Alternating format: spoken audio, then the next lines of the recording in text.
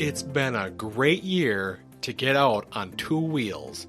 On today's episode, we're talking about biking the Mountain Bay State Trail.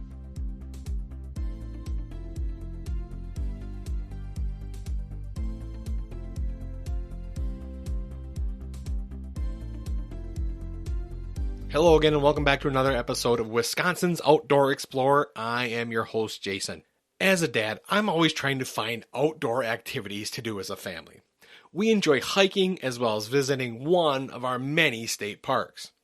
In fact, I think right now I've gotten 2 new ones off my list, and I've still got 3 more to go before the year's up to get my total of 5 new state parks this year. So I'm still working on that, but we're getting closer. But as our kids get older, my wife and I are finding we are able to do more and go farther.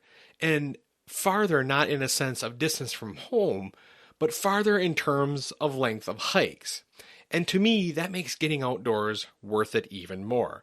The longer we spend time together doing something fun, the closer our family becomes. And being able to maybe go on a 5-mile hike when before we were only doing a 2-mile hike just enhances that time together for us to talk, communicate, and just enjoy nature around us. Now, besides hiking, we've recently picked up bike riding. And this is due in part mainly because our kids are all old enough now that we can throw away the training wheels and ride on surfaces that aren't completely smooth.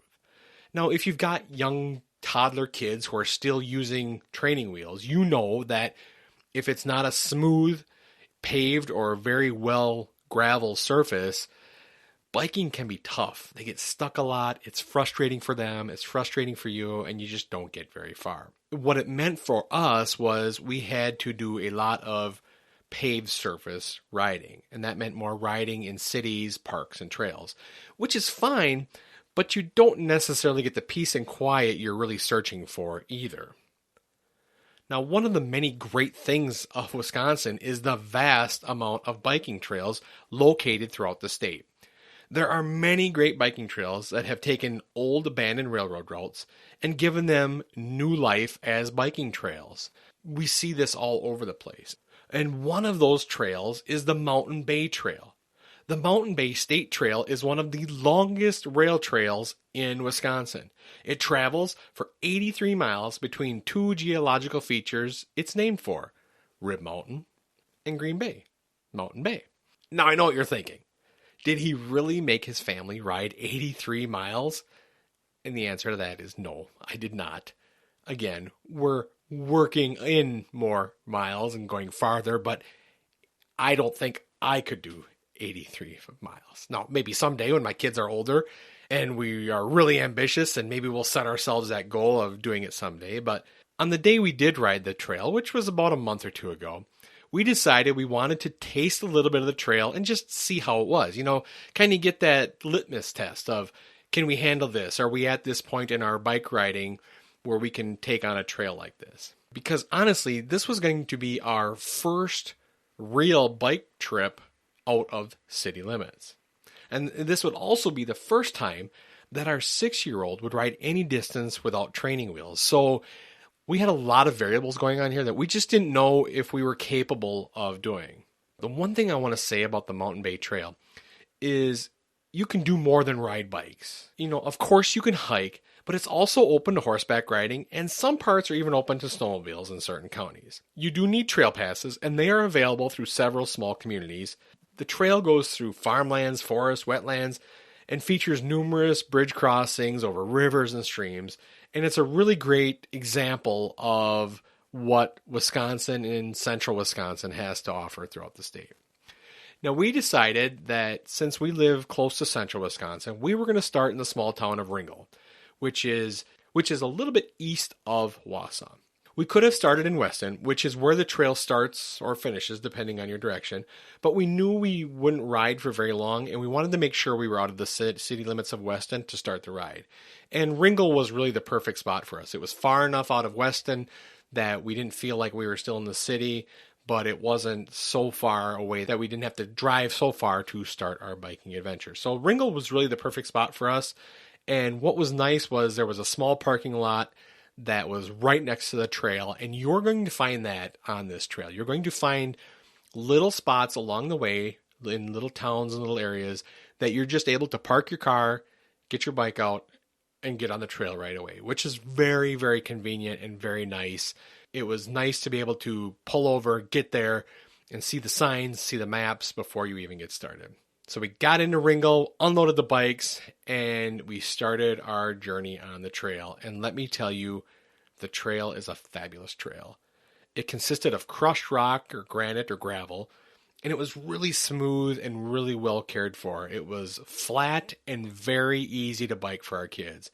We crossed a few county highways as we rode east, and we rode for about 3 miles. That was about all our kids could take. And we just about reached Hatley, which it was a nice stretch. It was quiet. We were in the woods. We went through kind of a wetland area. There was a lot to see. And I know when I say a 3-mile bike trip doesn't really sound like a lot, but you got to remember, we have a 6-year-old daughter, and on this day she was riding a 12-inch bike, which means the tires are only 12 inches. And that makes for a lot of pedaling for a little girl. And we realized right away into the trip that she's going to need a bigger bike. And in fact, even our middle child, who was riding a 14-inch bike, we realized right away that she was ready for a bigger bike too, because they were having a hard time keeping up and keeping a good pace because they were wore out. After 3 miles, they were really wore out. And in all honesty, I was really proud of my littlest one because a few months ago she had training wheels on, and we just decided we need to take these off and you need to ride so that we can do these trail rides. And she was all for it and really gung-ho about it.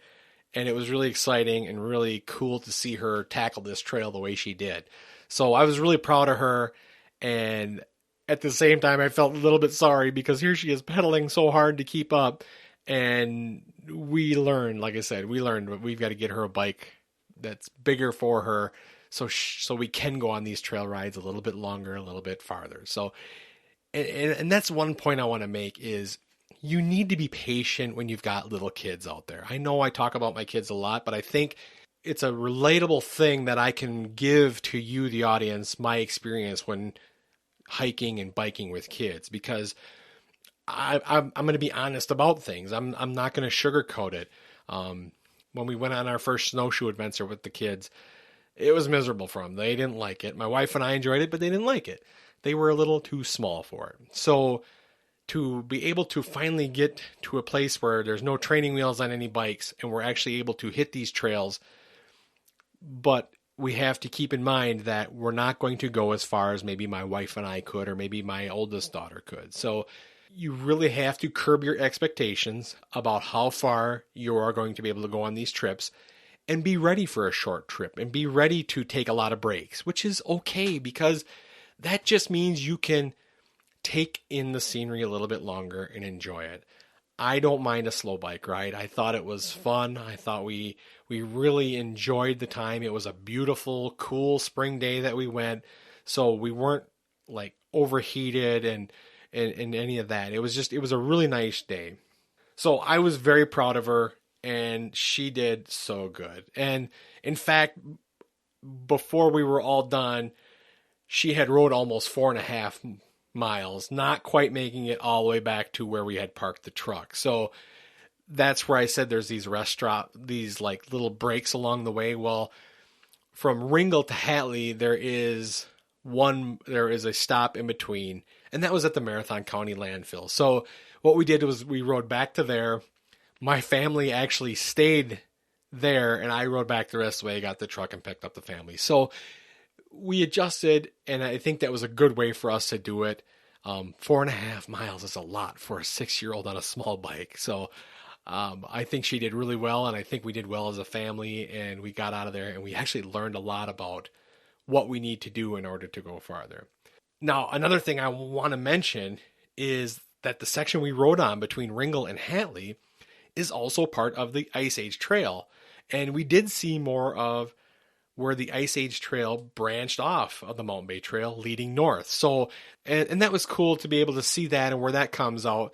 Now, you can't take your bike on the trail that branched off to the north, but you could see how it cut itself into the woods, and the kids thought that was really cool. And it just kind of added to how neat this Mountain Bay Trail is to bikers and hikers.